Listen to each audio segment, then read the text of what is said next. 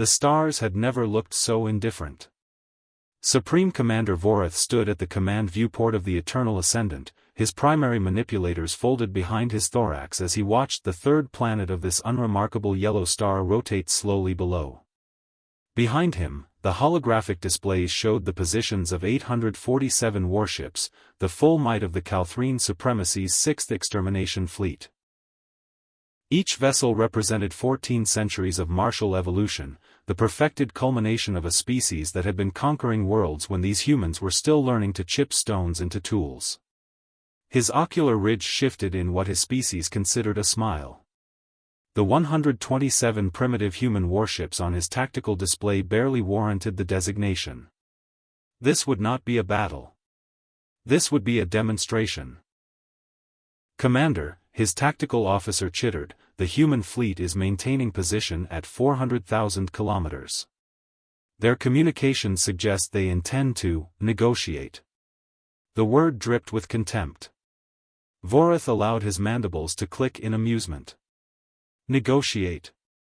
As if they had anything to offer except the manner of their subjugation.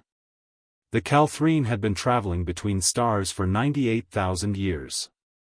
They had catalogued 12,847 sentient species. Of those, 11,923 now served the supremacy in various capacities ranging from honored auxiliaries to agricultural stock. The remaining 924 had chosen extinction over submission, and the supremacy had been happy to accommodate their preference. Humanity would be number 11,924. The matter had already been decided by the Council of Dominion 3 stellar cycles ago, the moment the primitive radio signals from this backwater system had been properly analyzed. Vorith gestured to his communications officer. Open a channel. Wide spectrum. I want every human vessel to hear this. He waited for the confirming chime, then spoke in Galactic Standard, which the humans had only learned 47 of their years ago. Humans of the third planet. I am Supreme Commander Vorith of the Calthrine Supremacy, master of 4,847 worlds across 17 spiral arms. Your species has been evaluated according to the protocols established by the Galactic Council 47,000 years before your species discovered fire. You have been found suitable for integration into the supremacy. Your warships will power down their reactors and surrender control to our boarding parties. Your planetary governments will transmit their unconditional capitulation within the next standard cycle. Compliance will result in your species being granted Class 7 citizenship.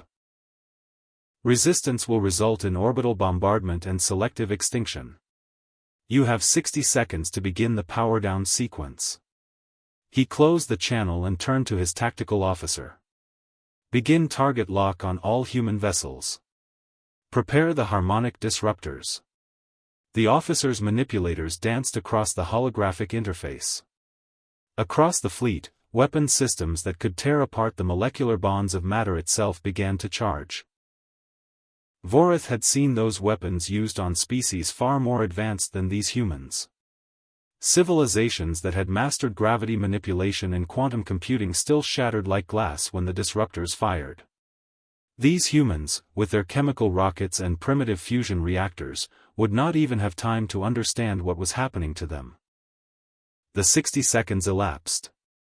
Vorith watched the chronometer reach 0, then continued past it. 1 minute. 2. 3. On the tactical display, the human warships remained at full power, their weapon systems active. Some were actually moving into what their limited tactical doctrine probably considered an attack formation. Vorith felt something unfamiliar stir in his primary consciousness.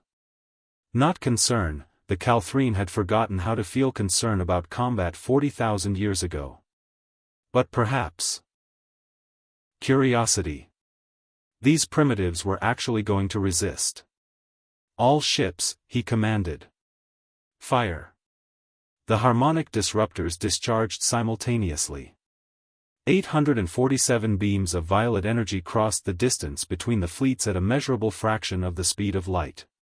The human ships had no chance to evade, no time even to raise whatever primitive deflector screens they possessed. The beam struck. For exactly 8.7 seconds, the electromagnetic spectrum across every wavelength was illuminated by the destruction of 127 human warships. Fusion reactors detonated. Hull plating separated at the molecular level. Antimatter containment systems failed catastrophically. Thousands of human lives ended in less time than it took Vorith to complete a single breath cycle. When the sensors cleared, there was nothing. Not debris fields, not escape pods, not even significant radiation signatures. The harmonic disruptors were efficient that way, they didn't leave wreckage. They left constituent atoms scattered across thousands of cubic kilometers, too dispersed to even register as matter anymore. 127 warships. The entire military space capacity of humanity. Erased in less than 10 seconds. Vorith allowed himself a moment of satisfaction. Quick. Clean. Decisive. Exactly as 11,923 subjugations before this one had proceeded. Now the planetary bombardment would begin, selected strikes against military installations and industrial centers, carefully calibrated to demonstrate the futility of resistance while preserving the bulk of the population for labor integration. Tactical, he said. Begin target acquisition on planetary defensive installations. Prepare for bombardment sequence Alpha 7. His officer bent over the displays, manipulators moving to designate targets. Then stopped. Commander, sensors are detecting multiple contacts. Vorith's attention sharpened. Reinforcements? Impossible. The intelligence reports had been thorough. This was humanity's entire space-capable fleet. Clarify. Contacts emerging from the asteroid belt, sir. Reading as, civilian vessels? The officer's confusion was evident in the flutter of his manipulators. I'm showing 1,847 individual craft. No, correction, 2,341. Contacts are still appearing. Mass signatures consistent with, industrial mining ships, cargo haulers, and waste processing vessels? Vorith moved to the tactical display. The officer was correct. The space between the fleet and the planet was suddenly populated with thousands of contacts, none of them showing military-grade reactor signatures or weapon systems.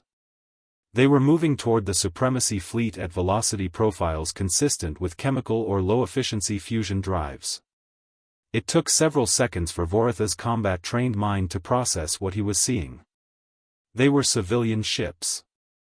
Garbage haulers, or processors, cargo containers with engines strapped to them. And they were attacking.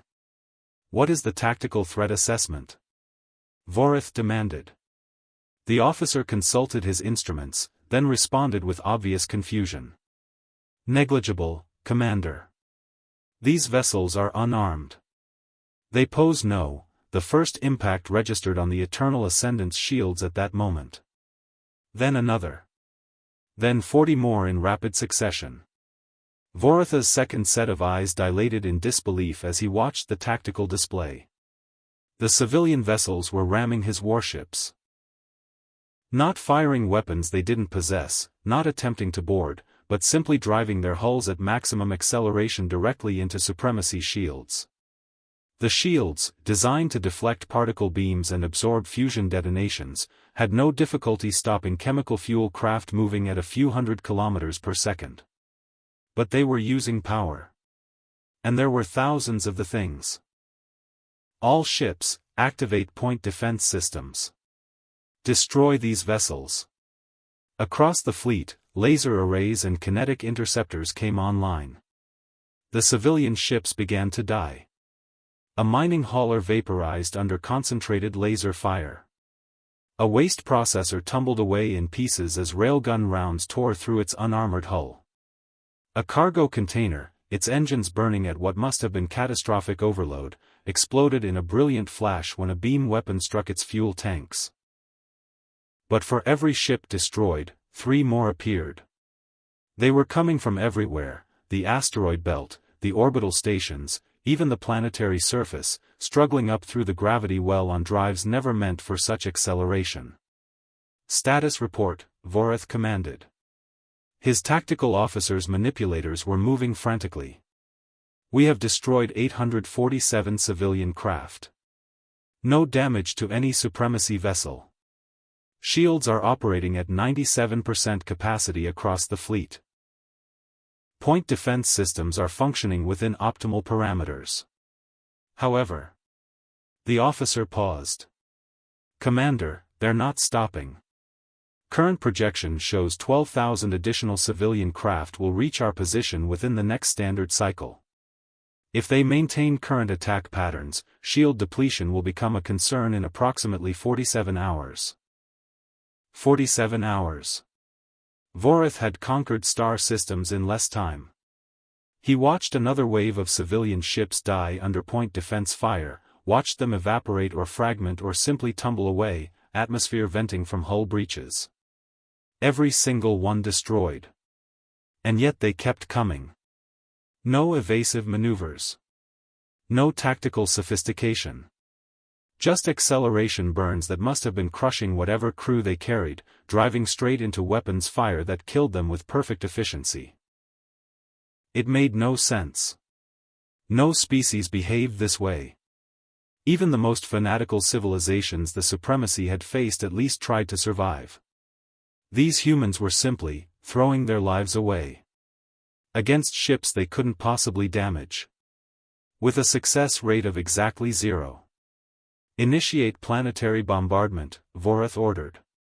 Target human industrial centers. I want their shipbuilding capacity reduced by 60% within the next cycle. The bombardment ships moved into position, their mass drivers charging.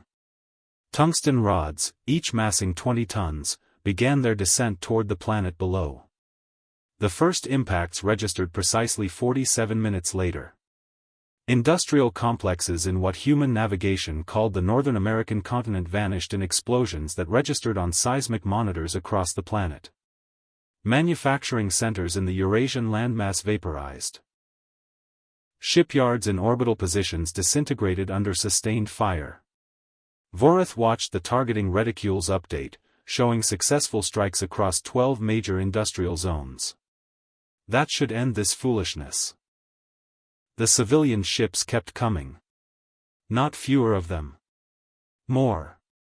Vorath stared at the tactical display as the count continued to rise. 8,000 contacts. 9,500, 11,200.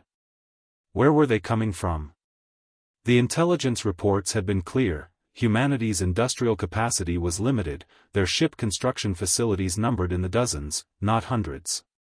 But the sensors didn't lie. There were 14,000 civilian vessels now burning toward his fleet, and the bombardment had apparently done nothing to slow their production. Communications, Vorath said slowly, broadcast to the human government. Inform them that we are prepared to discuss terms of surrender. Immediately.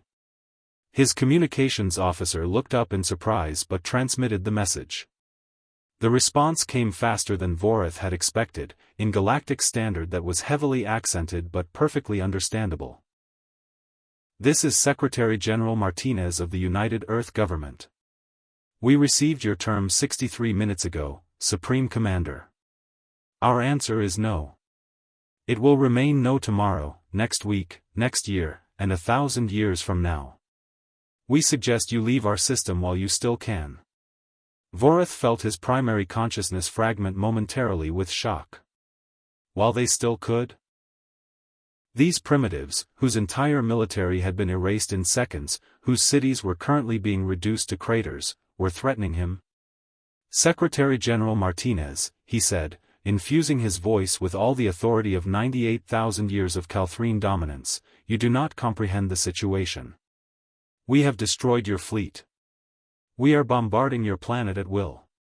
Your civilian vessels cannot harm us. This resistance is meaningless.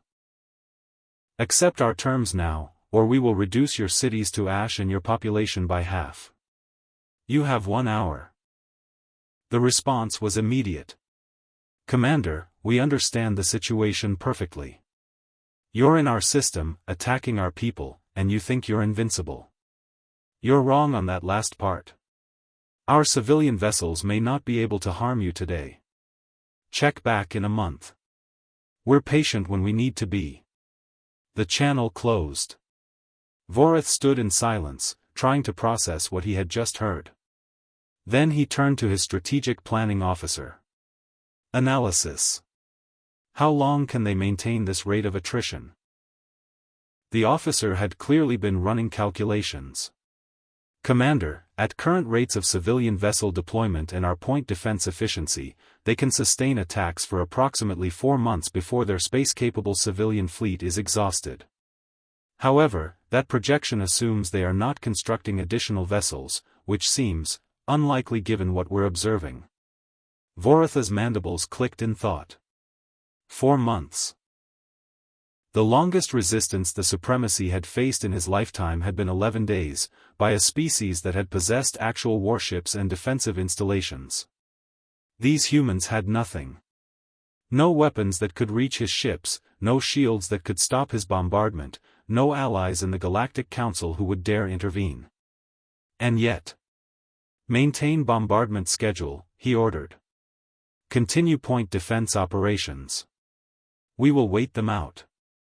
It was a sound tactical decision.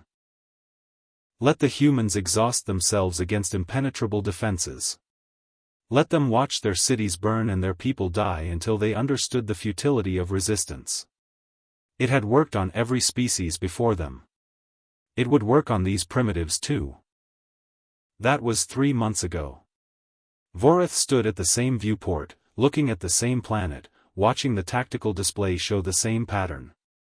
Civilian vessels burning toward his fleet. Point defense systems destroying them with perfect efficiency. Bombardment continuing against planetary targets. The numbers had changed. His fleet had now destroyed 247,000 civilian craft. The planetary bombardment had eliminated 73% of human industrial capacity, 41% of their major cities, and an estimated 800 million human lives. And the civilian ships kept coming. Not slower. Faster. The fleet was currently engaging 4,000 contacts simultaneously, with another 8,000 in various stages of approach. Shield capacity across the fleet had dropped to 91%. Not critical. Not even concerning by Supremacy standards. But it hadn't been 97% in 40 days. Commander, his logistics officer reported, point defense ammunition reserves are at 68% of initial capacity. At current rate of expenditure, we will reach 50% in another 47 days. Vorith acknowledged the report with a gesture. Ammunition wasn't a concern yet. The Supremacy supply chain stretched across the galaxy. Resupply could be arranged. But the fact that they needed to discuss ammunition expenditure against an unarmed opponent was irregular. Have the resupply ships been dispatched? Yes, Commander. They will arrive in 93 days. 93 days. Vorith performed the calculation automatically. At current rates, they would have destroyed another 300,000 civilian vessels by then. Killed another billion humans. Reduced Earth cities to a population density not seen since their primitive ancestors lived in caves. And the mathematical model suggested the humans would still have civilian vessels to throw at them. Where were they getting the ships? His intelligence officer provided part of the answer later that cycle. Commander, reconnaissance drones have identified the source of continued civilian vessel deployment. The officer brought up holographic imagery showing the dark side of Earth's moon. Vorith leaned forward, his ocular ridges widening. The entire surface was covered in industrial facilities. Not scattered installations, but one continuous manufacturing complex that seemed to stretch across thousands of square kilometers. They've been building on the lunar surface, the officer continued. Our initial surveys missed it because the facilities were dormant, designed to look like natural crater formations. They activated them 72 hours after our arrival. Current estimates suggest production capacity of approximately 200 civilian vessels per day. 200 per day. Vorith felt something he hadn't experienced in 12 centuries of military service: uncertainty. How long have these facilities been there? The intelligence officer checked his data. Based on the construction signatures and materials analysis, Commander, we estimate 43 to 50 years. They were built before we ever entered their system. Before first contact. They were waiting for us. The implications cascaded through Vorith's tactical consciousness. The humans had known someone was coming. They had prepared for invasion by a superior force. And their preparation had been to build massive industrial capacity specifically designed to produce civilian vessels. Not weapons. Not shields. Not advanced technology that might threaten a supremacy fleet. Just the capacity to build ships. Thousands of ships. Hundreds of thousands of ships. To throw at an enemy they knew they couldn't defeat in conventional combat. It was insane. It was inefficient. It was working. Destroy the lunar facilities, Vorith commanded. Immediate bombardment, maximum yield. The fleet's heavy weapons turned toward the moon. Mass drivers, plasma cannons, and harmonic disruptors opened fire simultaneously. The lunar surface erupted in explosions that would have been visible from Earth even in daylight. For 6 hours, the supremacy poured enough firepower to sterilize a continent into the manufacturing facilities. When the bombardment ceased, reconnaissance showed a crater approximately 800 kilometers across where the production centers had been. Vorith allowed himself a moment of satisfaction. That should finally end this madness. The civilian ships kept coming. Not from the moon anymore, that production had indeed been eliminated. But from the asteroid belt. From orbital stations around the gas giants. From underground facilities on Mars that reconnaissance had somehow missed. The intelligence officers report the next cycle was grimmer. Commander, we have identified 17 additional manufacturing sites across the human system. 3 on Mars, 5 in the asteroid belt, 9 in orbital positions around the outer planets. Combined production capacity appears to exceed the lunar facilities. We estimate 350 vessels per day. Vorith stared at the tactical display. Humanity had turned their entire star system into a weapons factory. Not producing weapons in any conventional sense, but producing the one thing that seemed to be working against the supremacy's overwhelming technological advantage, an inexhaustible supply of targets. He had been in this system for 97 days. In that time, his fleet had killed 1.7 billion humans and destroyed 412,000 of their civilian vessels. Human industrial capacity had not decreased. It had increased. Their rate of vessel deployment had not slowed. It had accelerated. And his fleet's shield capacity was now at 87%. Status of all systems, Vorith demanded. His systems officer compiled the report. Overall fleet status, 847 vessels operational. No ships lost or damaged beyond repair capacity. Shields averaging 87% capacity fleet-wide, 91% on the Eternal Ascendant. Point defense ammunition reserves at 62%. Main weapon systems at full operational capacity. Crew efficiency at 94%, minor decrease attributed to extended deployment duration. Fleet remains combat effective across all parameters. Combat effective. Vorith turned the phrase over in his primary consciousness. By every metric the supremacy used to measure warfare, they were winning. 0 ships lost. Perfect operational status. Enemy casualties in the billions. Enemy vessels destroyed by the hundreds of thousands. The tactical computers rated this as a success at 99.7% completion.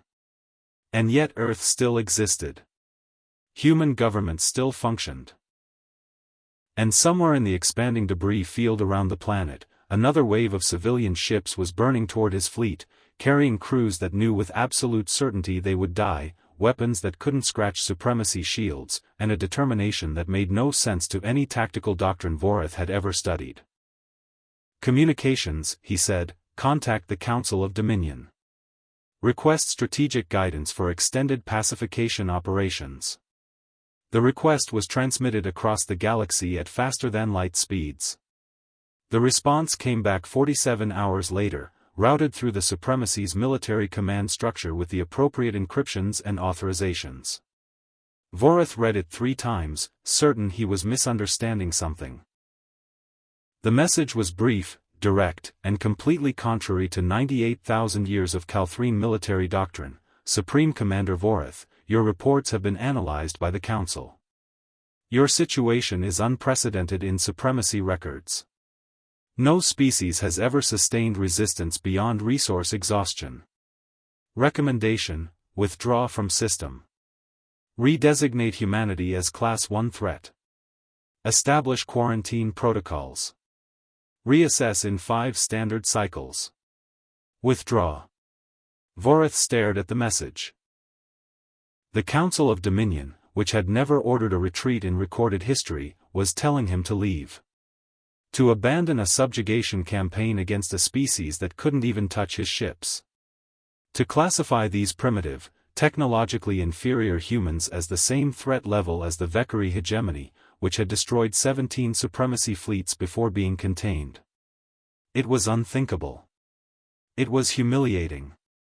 It was, Vorith realized with growing horror, probably correct.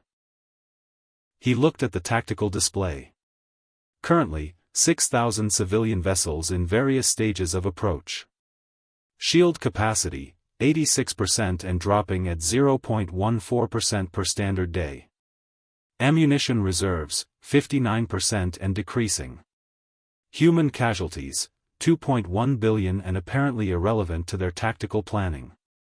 Projected time to complete subjugation using current methods, undefined. The computers couldn't calculate it because the humans' resource depletion showed no asymptotic approach to zero.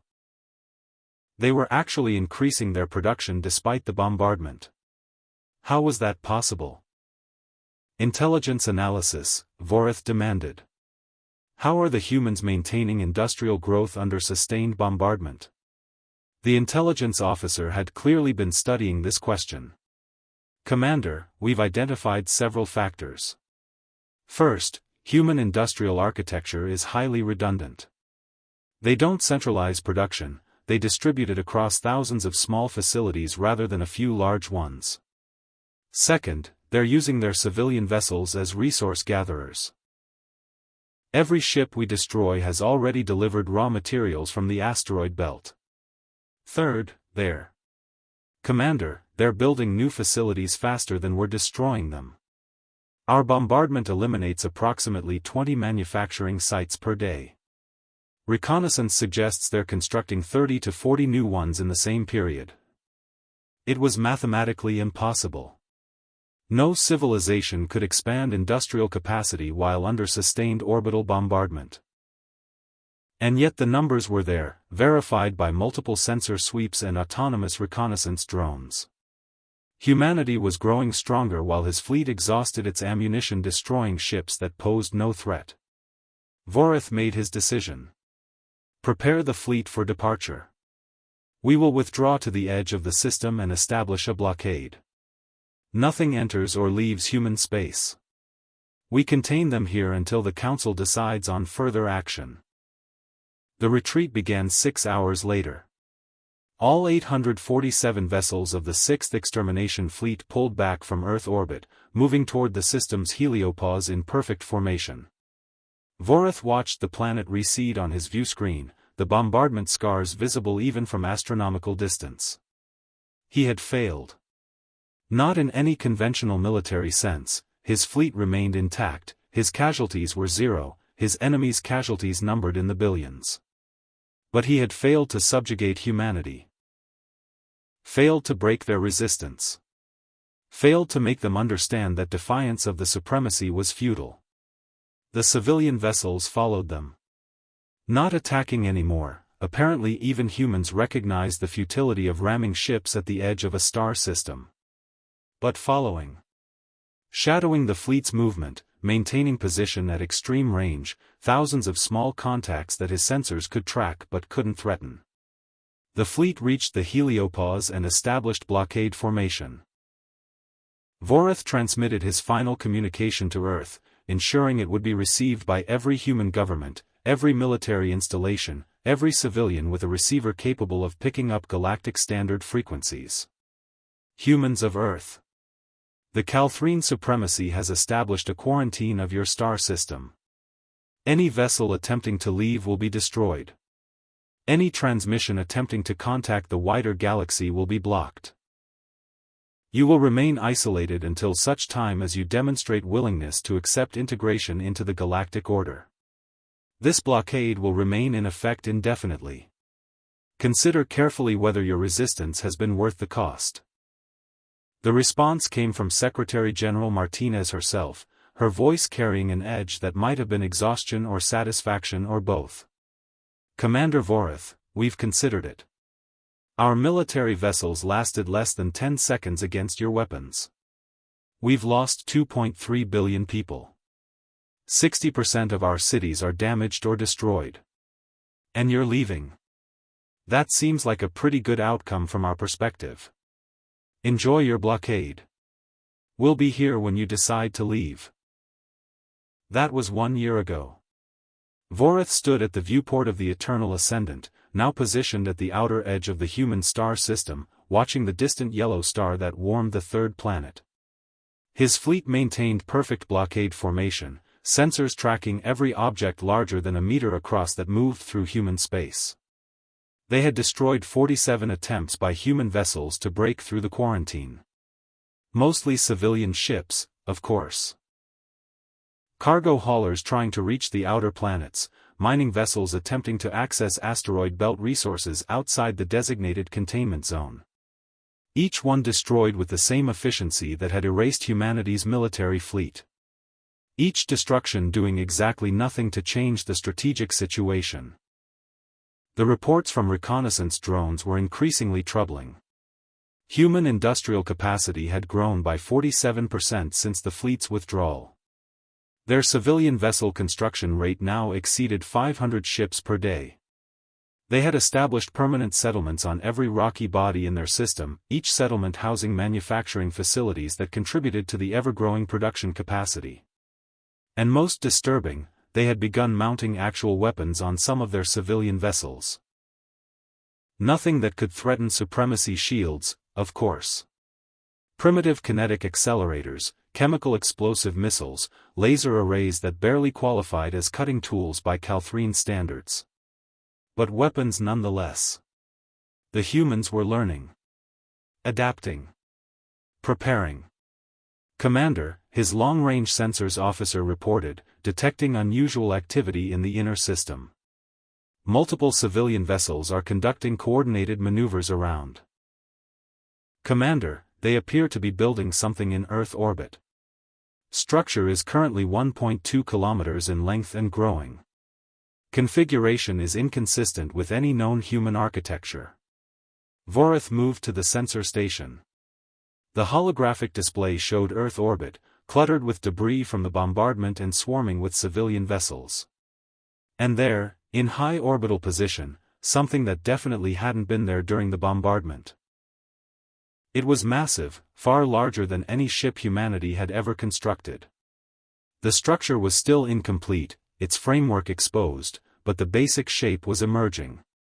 It looked like... Vorith felt his primary consciousness fracture with recognition. It looked like a supremacy dreadnought. Intelligence analysis, he demanded sharply. How did they obtain supremacy ship designs? The intelligence officer was already working the problem. Commander, we never lost any vessels. They couldn't have captured intact technology. But during the bombardment, we destroyed 127 of their warships. They had extensive sensor arrays active during that engagement. They were watching. Recording. They observed our fleet for 3 months during the bombardment.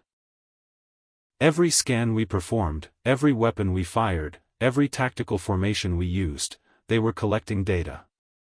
They had been learning. For 3 months, while Voritha's fleet had reduced their cities to rubble and killed billions of their people, the humans had been studying. Recording technical data. Analyzing supremacy technology and tactics. And now they were building something with that knowledge. It wouldn't work, of course. The technology gap was too vast. Human metallurgy, their power generation, their understanding of physics, all primitive compared to supremacy standards. They couldn't replicate a dreadnought from sensor data alone. But the attempt itself was significant. It showed they hadn't given up. Hadn't accepted their containment. They were still fighting. Destroy it, Vorith ordered. Long-range bombardment. I want that structure reduced to atoms. The bombardment ships targeted the incomplete vessel. Mass drivers discharged, sending tungsten penetrators across millions of kilometers at relativistic velocity. The structure began to disintegrate under the impacts, its framework collapsing, debris spreading across orbital space. Vorith watched it break apart, watched years of human effort and resources evaporate in seconds. Another futile gesture ended. Another lesson taught about the futility of resistance. Except the humans weren't learning the lessons he was trying to teach. Within 48 hours, reconnaissance showed 2 new structures under construction in Earth orbit. Within a week, 7 more. The humans were building ships, or what they thought were ships, faster than the supremacy could destroy them from extreme range. And each new structure showed improvements over the last, incorporating modifications based on how the previous versions had failed under bombardment. They were iterating. Evolving their designs in real time. Vorith ordered continuous bombardment of the construction sites. His ships fired around the clock, expending ammunition at rates that made his logistics officers' manipulators tremble with stress. And the structures kept appearing. Sometimes they lasted hours before being destroyed. Sometimes they survived long enough to deploy from orbital construction facilities, moving under their own power. Laughably inefficient power, fusion drives that a supremacy vessel would use for maneuvering thrusters, before being hunted down and eliminated. 2 years into the blockade, humanity launched its first actual warship since the initial engagement. Vorith was reviewing resource allocation reports when the sensors detected it accelerating out of Earth orbit. The vessel was approximately 800 meters in length, massing perhaps 200,000 tons. Its reactor signature suggested human fusion technology pushed far beyond original safety parameters. It was moving toward the blockade at what was, for a human vessel, quite impressive acceleration. Point defense systems locked on.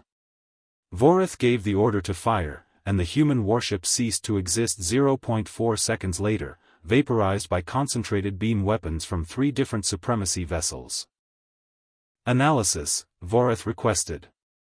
The tactical officer compiled sensor data from the brief engagement. Commander, the vessel possessed rudimentary deflector screens based on supremacy magnetic containment principles. They failed immediately upon contact with our weapons. Hull composition showed attempts to replicate supremacy composite armor. The attempts were unsuccessful. The ship posed no tactical threat. It did, however, carry armaments that would have been effective against other human vessels or unshielded installations. They're developing actual military technology. Yes, Vorith thought, they were. Primitive, ineffective military technology that couldn't harm a supremacy vessel. But 2 years ago, they had been throwing unarmed garbage haulers at his fleet. Now they were building ships that at least resembled warships. In another 2 years, what would they build? In 5? In 10? The humans, he was beginning to understand, were not going to surrender. They were not going to accept integration. They were going to keep building, keep learning, keep adapting until either they could break the blockade or the supremacy decided the cost of containing them exceeded the value of eventual subjugation. The Supremacy Council's messages had become more frequent and more pointed. Resources were being diverted from other sectors to maintain the blockade. The 6th Extermination Fleet, designed for rapid subjugation campaigns lasting weeks, had now been deployed for over 2 years. Crew rotation requests were being filed. Ammunition expenditure had exceeded initial deployment allocations by 340%. And Earth remained unconquered, its population, reduced but determined, continuing to build vessels and structures and weapons in defiance of overwhelming technological superiority. The Council wanted answers. Vorath had none to give them. 3 years into the blockade, the humans attempted their first breakout. 43 warships, built in the shadow of Earth's moon and launched simultaneously, accelerated toward the blockade line at maximum burn. The supremacy sensors detected them immediately. Point defense systems activated. The human ships died at ranges varying from 400,000 to 1.2 million kilometers, depending on their approach vectors. Not one reached the blockade perimeter. Total engagement time, 47 seconds. Human casualties, approximately 12,000. Supremacy casualties, 0. Vorath filed his report, noting the successful defense and the humans' continuing inability to challenge supremacy vessels. The very next day, 70 human warships launched from positions around Mars. They died even faster than the first wave. Then, 6 hours later, 120 ships from the asteroid belt. Then 200 from orbital positions around Jupiter. The humans were coordinating multi-vector attacks, launching from different locations across their system in an obvious attempt to overwhelm point defense through sheer numbers. It didn't work. The Supremacy's tactical computers could track and eliminate thousands of targets simultaneously. Every human ship died. Every assault failed. And yet they kept coming. By the end of Year 3, the humans had launched 847 separate attacks against the blockade. Every single one had been repelled.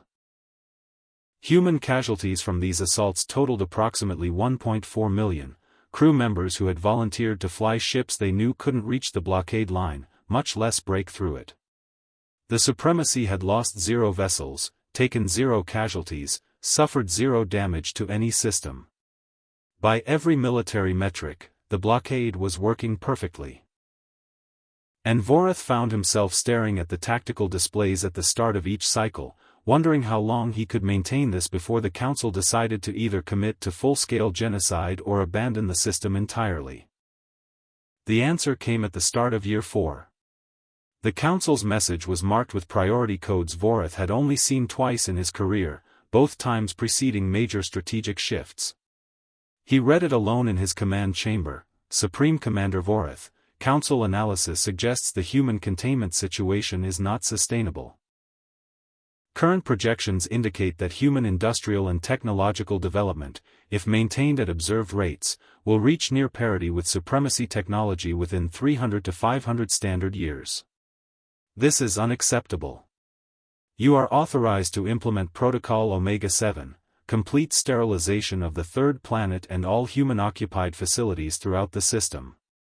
Ensure no human survives. Ensure no human technology remains intact. The species must be eliminated entirely. Execute immediately. Protocol Omega-7. Vorath stood in his command chamber, reading the authorization for genocide, and felt something he hadn't experienced in his 12 centuries of service: doubt. Not about the Council's wisdom or the Supremacy's right to make such decisions. The Calthrine had sterilized 924 worlds. The act itself wasn't unprecedented. But those had been species that could threaten the Supremacy. Species with weapons that could actually damage Calthrine vessels, with technology that posed genuine tactical challenges. The humans had none of that. They had determination. They had industrial capacity. They had stubborn refusal to accept the inevitable. None of those things were actual threats. And yet the Council, which had ruled the galaxy for 98,000 years, had decided they needed to die. All of them. Every human. Every trace of their civilization. Because if the supremacy didn't eliminate them now, in 300 years they might become a problem. Vorath activated his communication systems. All ships, this is the Supreme Commander. Prepare for full sterilization protocol. Target all population centers on the third planet. Target all settlements and installations throughout the system. Charge harmonic disruptors to maximum yield. We will eliminate the human species in its entirety. Estimated time to complete sterilization, 14 standard hours. Begin targeting sequence. The fleet responded with practiced efficiency. 847 warships moved into bombardment formation. Weapon systems that could shatter continents began their charging sequences. Sensors mapped every human settlement, every city, every structure that might contain even a single survivor. Vorath watched the targeting data compile, watched the execution timeline calculate itself, watched his fleet prepare to end a species that had never managed to harm even one supremacy vessel. And then he saw the civilian ships. They were everywhere. Thousands of them, scattered throughout the system, all turning simultaneously toward Earth. Not toward the supremacy fleet, toward their home planet. The sensors showed an impossible number, far more than had ever attacked the blockade. They were converging on Earth from every settlement, every mining operation, every manufacturing facility.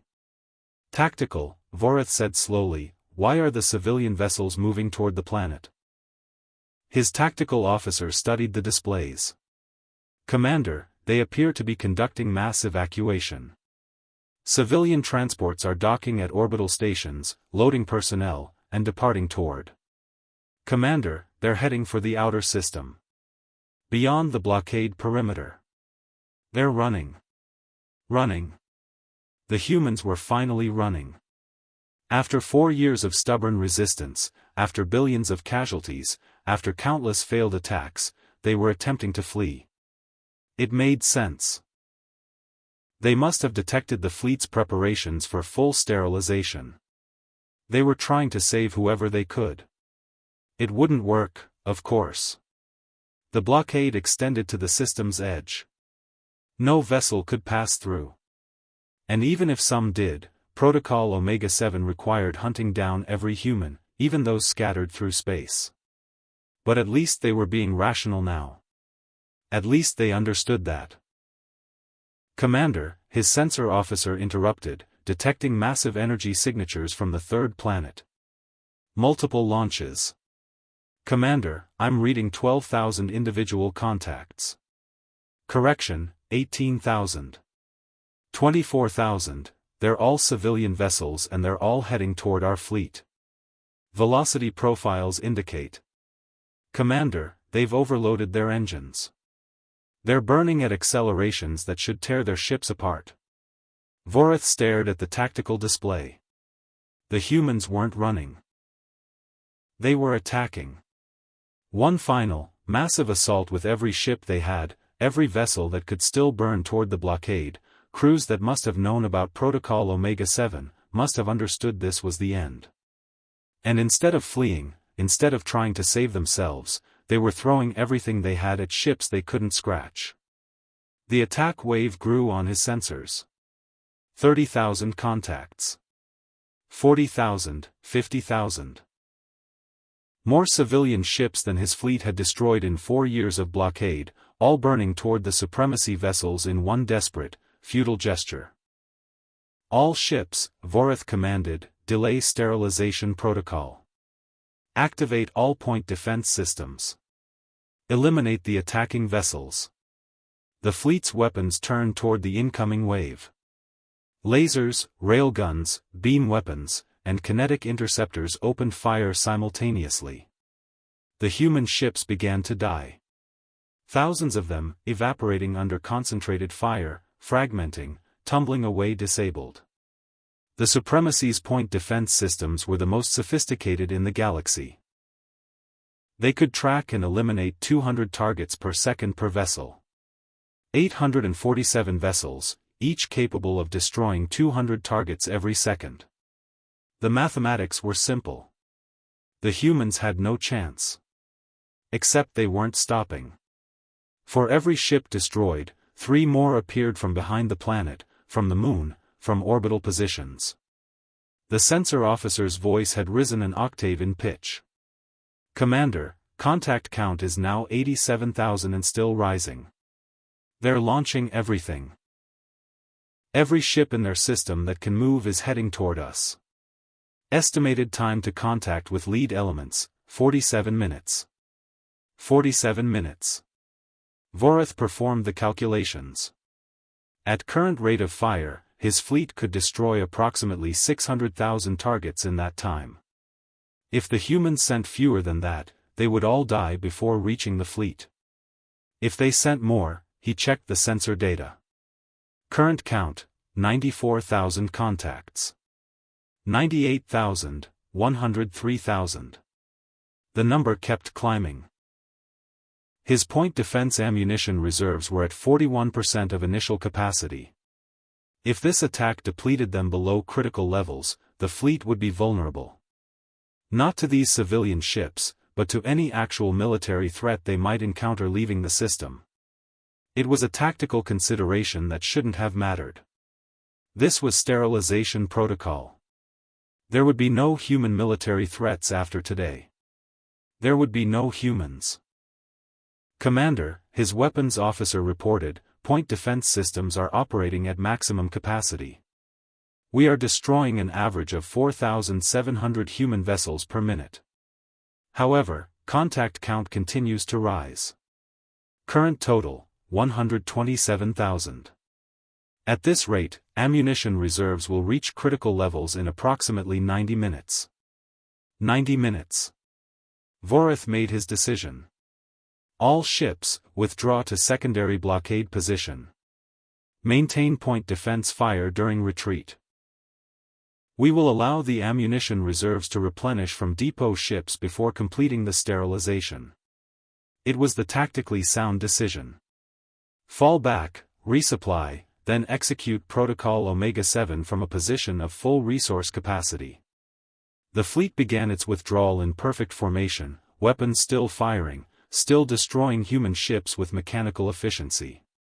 And the civilian vessels followed. Some were breaking through now.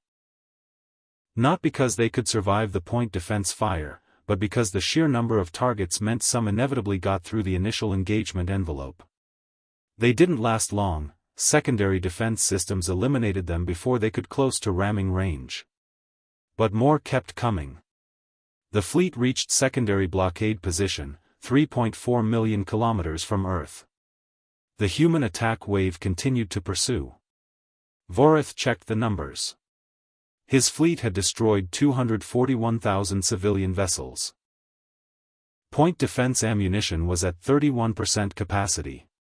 The depot ships were already moving to transfer supplies, but the process would take hours. And the sensors showed another wave forming at Earth. Smaller this time, the humans must be running out of ships. Only 40,000 contacts. Only. Vorith stared at that number. 4 years ago, humanity's entire space-capable fleet had numbered 127 military vessels. Now they were launching attacks with hundreds of thousands of civilian ships and considering 40,000 to be a small wave. Tactical assessment, Vorith demanded. If we proceed with full sterilization now, can we complete it before depleting ammunition reserves to critical levels? His tactical officer ran the calculations. Commander, negative. Human countermeasure deployment suggests they will launch continuous attack waves during any sterilization attempt.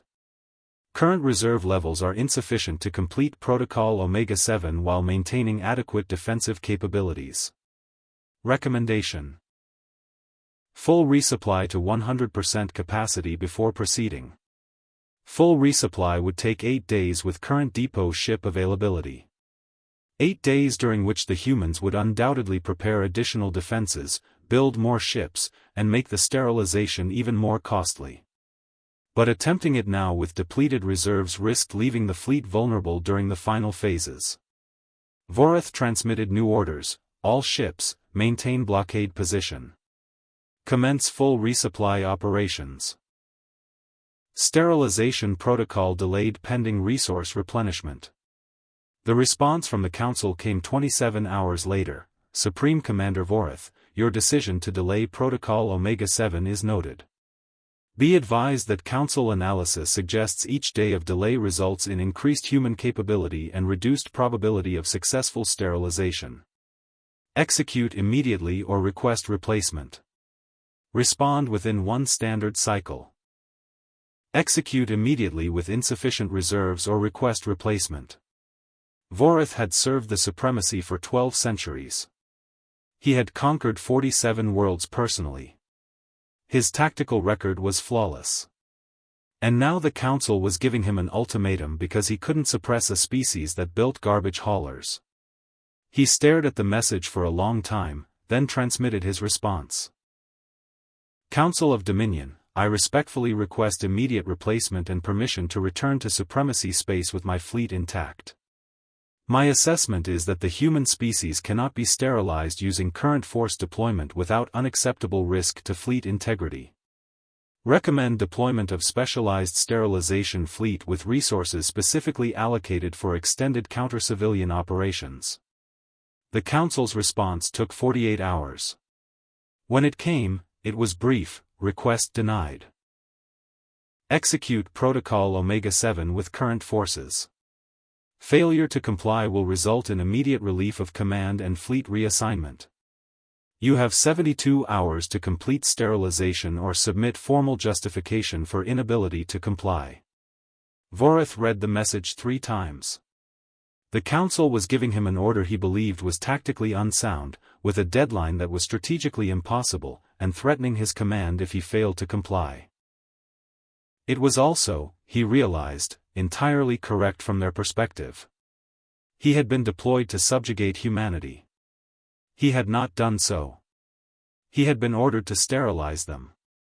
He was delaying. From the Council's point of view, this was simple failure to execute orders. The fact that the situation was unprecedented didn't matter. The fact that the humans had defied every tactical projection didn't matter.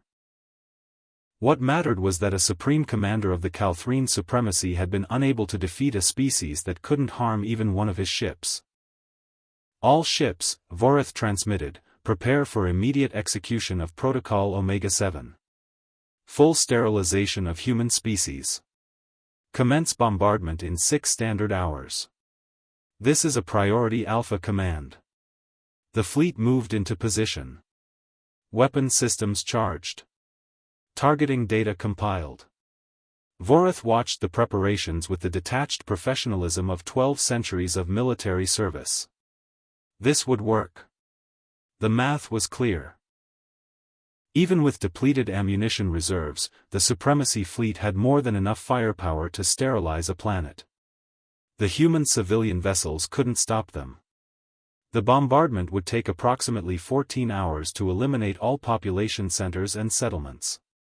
The human attacks would continue throughout, draining ammunition reserves, but the calculations showed sufficient capacity to complete the mission. It would be close. It would be expensive in terms of resources. But it would succeed. The bombardment began exactly on schedule.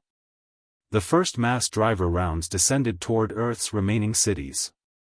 The atmosphere lit up with entry burns, thousands of tungsten penetrators falling like rain. Voreth watched the tactical displays show successful impacts. Cities vaporized. Industrial centers collapsed. Millions of humans died in the first 30 seconds. And then the counterattack began. The humans had been preparing for this moment for 4 years. Every ship they had built, every resource they had gathered, every piece of technology they had developed, all of it was designed for this. The civilian vessels came in waves that made the previous attacks look like reconnaissance probes. 200,000 ships in the first wave. 300,000 in the second. They were coming from everywhere: orbital positions, the Moon, Mars, the asteroid belt, even the Jovian moons. And they weren't just ramming anymore. They had weapons now. Primitive weapons by supremacy standards, but weapons nonetheless. Nuclear missiles that detonated against shields, accomplishing nothing but depleting shield capacity fractionally.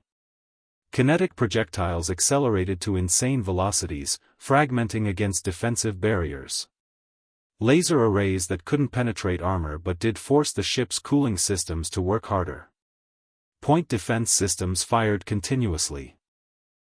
The Supremacy fleet became the center of a sphere of destruction, eliminating targets at rates that should have been impossible. And still the humans came. The bombardment continued.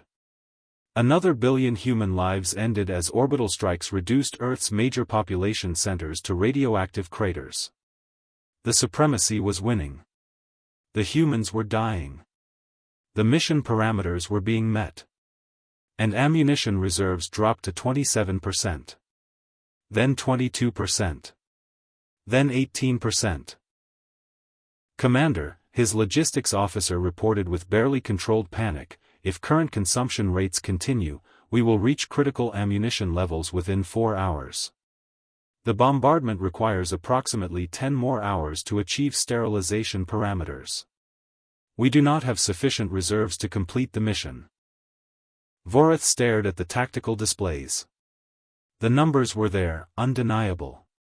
His fleet had destroyed over 800,000 human civilian vessels in the past 6 hours. They had killed approximately 2.4 billion humans on the planet below.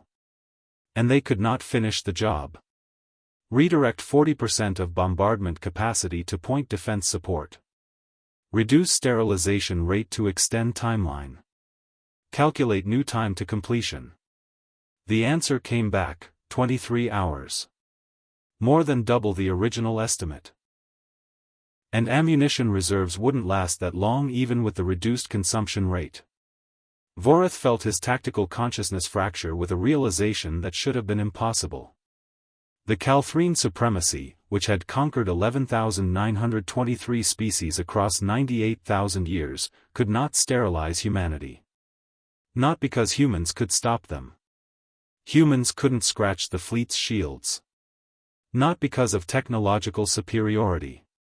Every human weapon was inferior. But because they had more ships than the Supremacy had ammunition. Because they had turned their entire civilization into a production engine designed for one purpose, making ships to throw at an enemy they couldn't defeat. And somehow, impossibly, it was working. All ships, Voreth transmitted, feeling the weight of absolute failure pressing down on his consciousness, cease bombardment. Maintain point defense operations only. Fall back to primary blockade position. The fleet retreated. Again. For the second time in 4 years, the 6th Extermination Fleet withdrew from Earth, unable to complete its mission. The human civilian vessels pursued for several hours, then fell back themselves, returning to orbit around their damaged but surviving planet. Voreth stood at his viewport and watched Earth rotate slowly in the distance, its surface scarred by bombardment, its population reduced by billions, its cities mostly destroyed. And unconquered. Undefeated. Still building ships. His communication to the Council was the hardest transmission he had ever composed. Council of Dominion, I must report that Protocol Omega-7 cannot be completed with current force deployment. Human counter-deployment capabilities exceed fleet ammunition capacity. The third planet survives. I await your orders. The Council's response came 72 hours later. Voreth had expected relief of command, court-martial, or orders to retreat. What he received instead was: Supreme Commander Voreth, the Council has reviewed your reports and sensor logs. Your assessment is accepted. The human species represents a threat profile that cannot be addressed through conventional subjugation or sterilization protocols. New designation: humanity is classified as Category 1 threat, species possessing sufficient capability to resist supremacy integration through unconventional means. Quarantine protocols remain in effect. You are ordered to maintain blockade for an additional 6 standard cycles while the Council determines appropriate response. Reinforcement fleets are being dispatched. Estimated arrival, 1 standard year. 1 standard year. Vorith would remain in this system, maintaining a blockade against an enemy his fleet had tried to exterminate and failed, for another year. And then reinforcements would arrive, more ships, more weapons, more resources to attempt what his fleet couldn't accomplish. He should have felt relief. The Council understood. They weren't blaming him. They were sending help. But all Vorith could feel as he looked at Earth was a question that had no answer in 98,000 years of Calthrine military doctrine: if the supremacy couldn't defeat humanity now, when they were primitive and confined to one star system, what would happen when these stubborn, clever, utterly irrational beings actually developed technology that could hurt the ships attacking them? The blockade continued. Days became weeks. Weeks became months. The humans didn't attack anymore. They had apparently exhausted their reserves in the defense against Protocol Omega-7. But they were building. Sensors showed construction rates increasing. New settlements appearing on asteroids and moons. Industrial facilities expanding. The humans had lost approximately 5.8 billion people in 5 years of conflict. Their industrial infrastructure had been reduced to a fraction of its original capacity. And they were already recovering.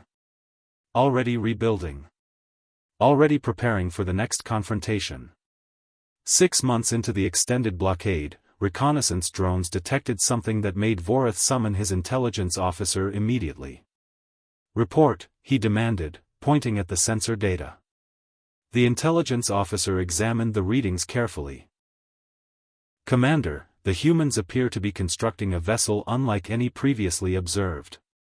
Current mass estimates exceed 3 million tons. Configuration suggests." "Commander, I believe they're attempting to build a generation ship. A colony vessel designed for extended interstellar travel. A colony ship. The humans were planning to leave.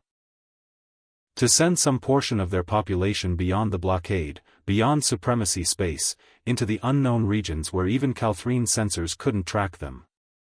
It was actually clever. The supremacy controlled 17 spiral arms, yes. But the galaxy was vast. There were regions no species had explored, empty spaces between arms where a sufficiently determined civilization could hide for centuries. If the humans succeeded, if they managed to send colony ships into the dark between stars, the supremacy would never find them all. The quarantine would be meaningless. Humanity would survive, scattered and hidden, developing in isolation until they were strong enough to return. "Destroy it," Vorith ordered. "Long-range bombardment. That ship cannot be allowed to launch." The bombardment ships opened fire. The incomplete colony vessel, still under construction in Earth's orbital space, began to disintegrate under the assault. Vorith watched it break apart, watched years of human effort evaporate. And then he saw the others. 17 more colony ships, hidden in various orbital positions around Earth, Mars, and the Jovian moons, all revealed by the same sensor sweep that had detected the first. The humans had built decoys. They had known the supremacy would target their colony ships and had constructed multiple vessels to split the bombardment focus. "Destroy all colony ships," Vorith commanded. "Immediate engagement, all targets." His fleet opened fire. The colony ships began dying, heavy weapons tearing through their hulls. Vorith counted the destructions. 18 colony ships eliminated. Then his sensor officer spoke, "Commander, detecting additional contacts. I'm reading 53 more vessels matching colony ship profiles throughout the system. Some are clearly incomplete, but at least 20 appear to be near operational status." 53. The humans had built 53 colony ships, distributed throughout their system, each one representing a potential threat of survival. Vorath couldn't destroy them all simultaneously. His fleet would need to hunt them down systematically, and during that hunt, some would undoubtedly slip away, accelerating out of the system toward unknown destinations. Unless he committed his entire fleet to the task immediately. Which would mean abandoning the blockade of Earth itself. Which would allow the humans to launch even more ships while he was chasing the ones already deployed. Supreme Commander, his strategic planning officer said quietly, "We cannot prevent all colonial departures without subdividing the fleet. If we subdivide, we risk being unable to maintain the primary blockade. If we maintain the blockade, some colony ships will escape. The humans have created a tactical situation with no optimal solution." No optimal solution. Vorath stood in silence, processing the implications. A species that had lost every battle, that couldn't harm even one supremacy vessel, that had suffered billions of casualties, had managed to create a strategic problem that the most advanced military in the galaxy couldn't solve. "Contact the Council," he ordered. "Immediate priority. Inform them of the colony ship situation and request strategic guidance." The Council's response was faster than usual: maintain primary blockade. Do not pursue colony ships beyond the heliopause. If human vessels escape into interstellar space, they become a long-term containment issue, not an immediate threat. The Council is dispatching hunter-killer groups to patrol adjacent sectors. Focus on preventing the third planet from becoming a launching point for additional colonial efforts. The orders made tactical sense. The Supremacy had the resources to hunt down a few colony ships scattered across the galaxy. What they couldn't allow was for Earth to become a perpetual factory for human expansion. The blockade would continue. Some humans would escape. Most would remain contained. It was a compromise, which meant the Supremacy hadn't achieved its objectives. But at least it was a sustainable compromise. Over the next 6 months, 47 human colony ships attempted to break through the blockade. 39 were destroyed. 8 escaped, accelerating into interstellar space at velocities that suggested the humans had made significant advances in their fusion drive technology. Vorath filed reports on each escape, tracking their departure vectors, noting their probable destinations. Somewhere in the dark between stars, those 8 ships carried perhaps 80,000 humans total, fleeing to unknown worlds to establish colonies beyond Supremacy reach. It should have been a minor problem. 8,000 humans out of the billions still alive in the Sol system. Tactically irrelevant. But Vorath found himself thinking about those 8 ships during his rest cycles. 8 ships full of humans who had survived 5 years of bombardment, who had lived through the deaths of billions of their species, who were now traveling into the unknown with the knowledge of everything that had happened here. They would remember. They would teach their children about the Supremacy, about the blockade, about the bombardment. They would build their colonies with one purpose: never being vulnerable again. And in 100 years, 200, 500, those colonies would have their own fleets. Their own weapons. Their own plans for returning to challenge the civilization that had tried to exterminate them. The reinforcement fleets arrived exactly 1 standard year after the failed sterilization attempt. Vorath watched 3 additional extermination fleets drop out of hyperspace, 2,541 ships in total, including specialized sterilization vessels designed specifically for planetary bombardment operations. Their commander, Supreme Admiral Kelrath, was a Calthrine of ancient lineage and legendary tactical skill. He had overseen the subjugation of 127 species personally. His first communication to Vorath was brief: "Supreme Commander, I am assuming operational control of the human containment. You and your fleet are reassigned to the Outer Rim Consolidation Campaign. You will depart this system within 48 hours. Transfer all tactical data and proceed to your new deployment." Vorath should have felt relief. He was being rotated out, given a new assignment, released from the impossible task of containing humanity. But as he prepared to depart, he found himself composing a final report for Admiral Kelrath, a document that went far beyond the standard tactical briefings.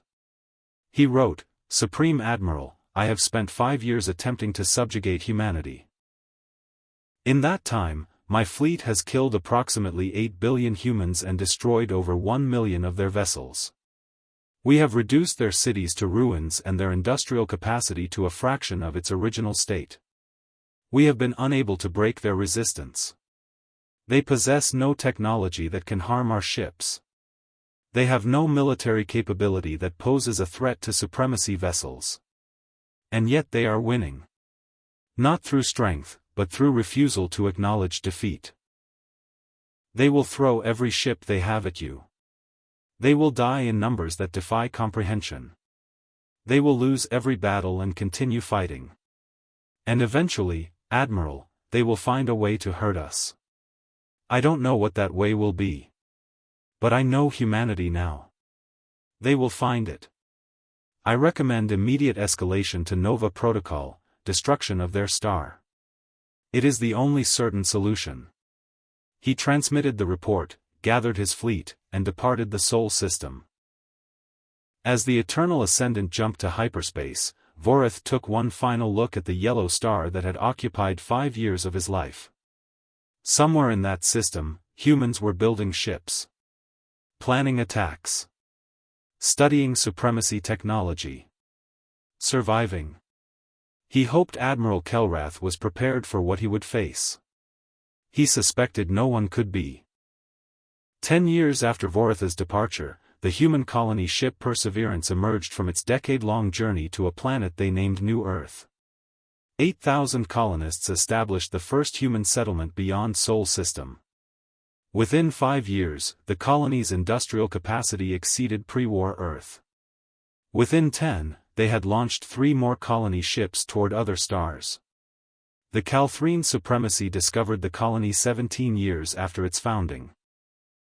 By then, it was defended by a fleet of 4,000 warships, built using technology that shouldn't have been possible for a species that had barely mastered fusion power 2 decades earlier.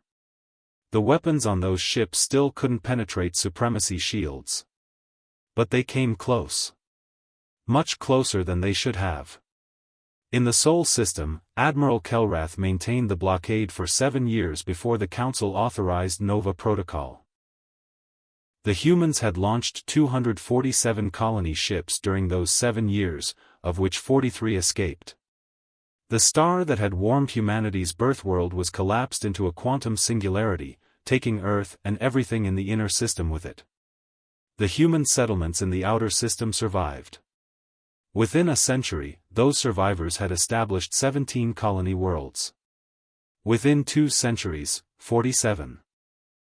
Within 3 centuries, the human sphere of influence encompassed 300 systems across 12 spiral arms. The Galactic Council eventually recognized the Human Federation as a sovereign power.